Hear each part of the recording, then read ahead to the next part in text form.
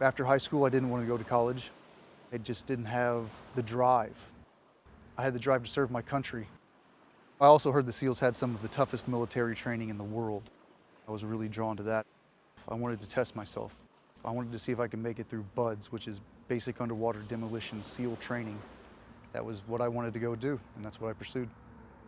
I loved everything about the dog program. I loved what the dogs did for us. I was a little nervous at Cairo in the beginning. He is a 70-pound Belgian Malinois working dog, and you do not mess with these dogs.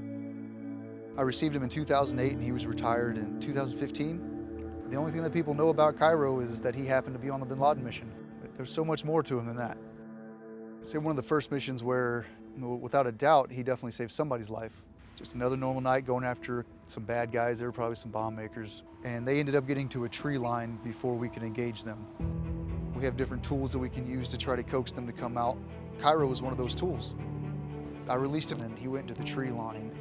I hear gunfire. First thing that goes through my head is Cairo is probably engaging an enemy. I immediately started to recall Cairo. Eventually I look down to the far left end of the flank and I see him limping towards me.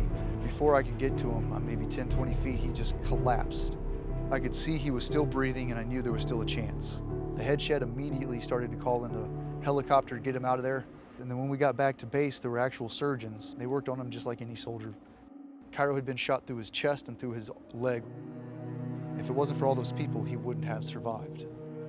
To anybody else, it's just a dog. To us, it's not. He was a SEAL just as much as any one of us. I had a pretty hard transition out of the Navy.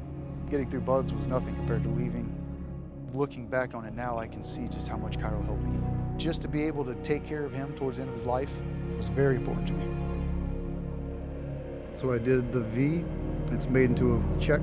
I lost one of my best friends. His name was Nicholas Check. And then I put the C in the middle for Cairo.